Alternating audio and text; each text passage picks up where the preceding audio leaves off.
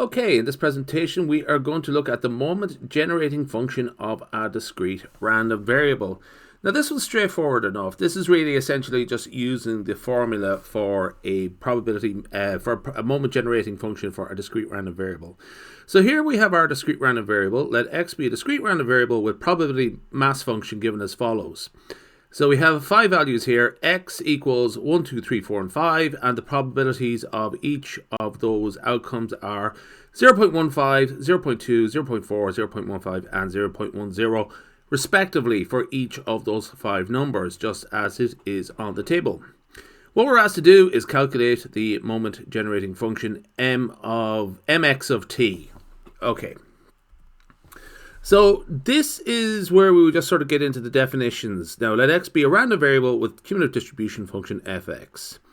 The moment generating function of x is denoted as follows. Denoted by mx of t is the expected value of the exponential of tx. Okay, so provided this expectation exists for t in some neighborhood of 0. We'll come to that interesting case in a different video, but we'll just sort of, it's not really relevant in this case. So there is a distinction now between the formula if it is a random variable, a discrete random variable, or a continuous random variable. Now in this case, it is a discrete random variable. So there's 2 cases here, and we're going to use the first of those cases there. The summation of the exponential of tx times the probability of x.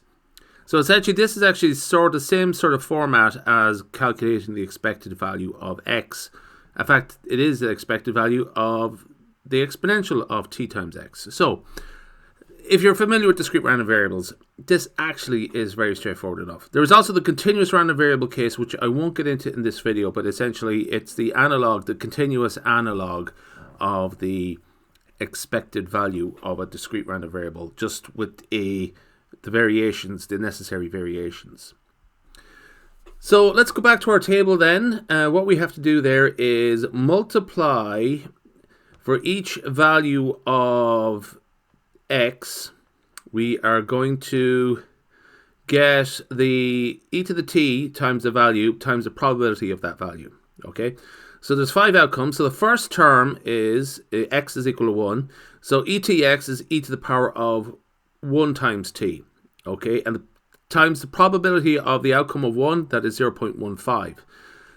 0 for the next term, x is equal to 2. So we have e times 2t, okay, times 0.20, and so on. So essentially, you just work through it for each of the 5 cases. We have the probability, and then we have the exponential of t times x, where x equals 1, 2, 3, 4, and 5. So therefore, we end up with this sum here. 0.15 times the exponential of t plus 0.20 times the exponential of 2t plus 0.4 times the exponential of 3t plus 0.15 times the exponential of 4t plus 0.10 times the exponential of 5t. That is it. Now, this is a very straightforward case, and really the point of this exercise is just getting you used to a very straightforward case, so you just get used to the sort of mechanics of calculating the moment generating function of a random variable and deriving it. Yeah, so that is our summary there, okay? Just what I read out there a second ago. Okay, that's a quick one. We'll leave it there so.